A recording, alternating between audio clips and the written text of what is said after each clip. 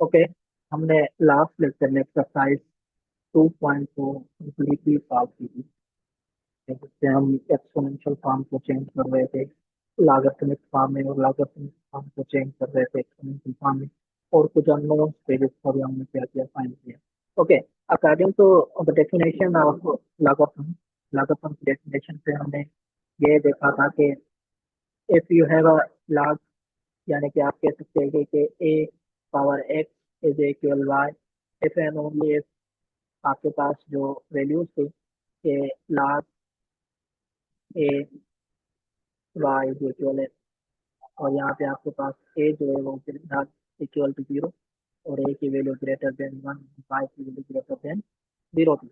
Okay, अब इस पे हमारे पास कोई कंडीशन नहीं थी कि ए की जो वैल्यू है ग्रेटर देन वन है, तो उसका मतलब क्या है कि कुछ भी हो सकती है, वो भी हो सकती है, थ्री भी हो सकती है, फोर भी हो सकती है, फाइव भी हो सकती है। मगर कुछ कुछ ऐसे वैल्यूज भी होते हैं जिसके लिए उनके लिए स्पेसिफिक नाम होता है।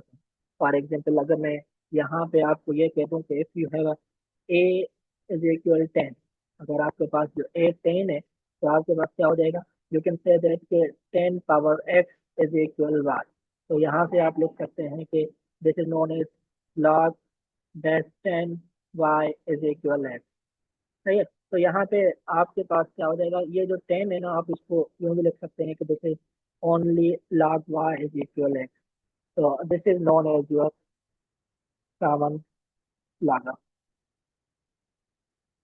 ओके, आपके पास जो कॉमन लागत हम से, कॉमन लागत हम आप कह सकते हैं कि ऐसे लागत हम जिसमें बेस 10 हो। और सिमिलरली आपके पास एक इक्वेशनल नंबर था जिसको हम नाम दे रहे थे कि ई, आपके पास उसकी जो वैल्यू थी वो क्या थी, 2.71828 एंड सो ऑन। तो this is known as your irrational number है। अगर आपके पास ए की जो वैल्यू है, if I choose a is equal e, then आपके पास जो वैल्यू होगी क्या हो जाएगी, e power x is equal y. If and only if आपके पास जो log है that e y is equal x भी कह सकते हो, या फिर आप इसको सिंपली लिख सकते हैं कि this is known as l n y is equal x. तो आप इसको कह सकते हैं कि this is known as your natural log. Okay, this is known as your natural log of time. Okay, तो these are the two definition के अगर आपके पास बेस 10 है किसी भी लॉग का, तो आप उसको कह सकते हैं कि वो आपके पास कॉमन लॉग है। और अगर आपके पास बेस ई है, इरेशनल नंबर, ओके, देन आप कह सकते हैं कि वो जो आपके पास लॉग होगा दैट विल बी कंसिडर किया जाएगा नेचुरल लॉग। ओके, तो ये है आपके पास दो डेफिनेशन थी। अब हम आते हैं कि लॉग ऑफ लॉगरिथम। आपके पास जो लॉगरिथम के लॉज है उनको किस तरीके से डिफाइन किया जा सकता है, मैं उनको प्रूफ भी करना चाहता हूँ, मगर मैं कहता हूँ कि इसी लेक्चर पे प्रूफ नहीं करते, अगले लेक्चर पे प्रूफ करने की कोशिश करेंगे।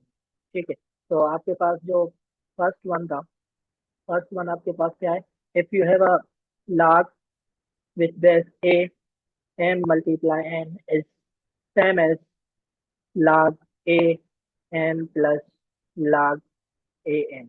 यानी कि अगर आपके पास दो नंबर मल्टीप्लिकेशन मल्टीप्लिकेटिव फॉर्म में है, तो आप उनको लिख सकते हैं एज अ एडिशन में। फॉर एग्जांपल आपके पास इस तरीके से आप एक नंबर, फॉर एग्जांपल आपके पास इस तरीके से, okay, you have a log a 2 multiply 3, then आप लिख सकते हैं कि this is log a 2 plus log a 3।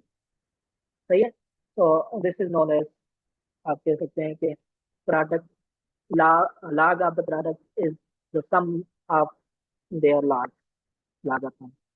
Okay, आपके पास जो प्रॉपर्टी नंबर 2 थे, आपके पास वो क्या है कि if you have a log with base A m divided by n, then आप कह सकते हैं कि this will be same as log a m minus log a n।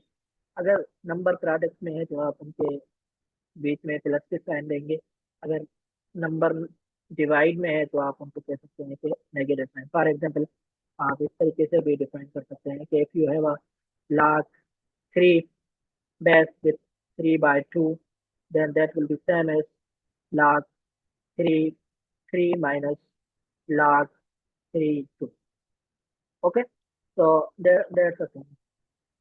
अब जो आपके पास लॉ नंबर 3 है, आप उनको कह सकते हैं कि जैसे law number 3 is same power law भी कह सकते हैं। If you have a log A N power N, तो आपके पास जो एन है वो आगे आ जाएगी। You can say that this will be N log a multiply n।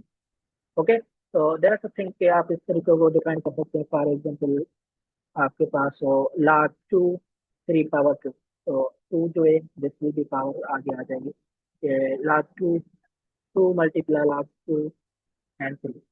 so the last property number 4 आपके पास जो है वो कह सकते हैं कि this is known as change of base property. अगर आपके पास इस तरीके का कोई भी नंबर है कि if you have a log a n, okay, n is a number with base change base करना है कि if you can write this one कि log with change base b n divided by log b and a। तो यहाँ पे ये जो term है आपके पास में क्या होगा, जीरो के इक्वल नहीं होना चाहिए। दैट्स समथिंग के these are the brief introduction. हम इनको अगले लेक्चर में प्रूव करेंगे कि how to prove these laws. Okay, thanks for today.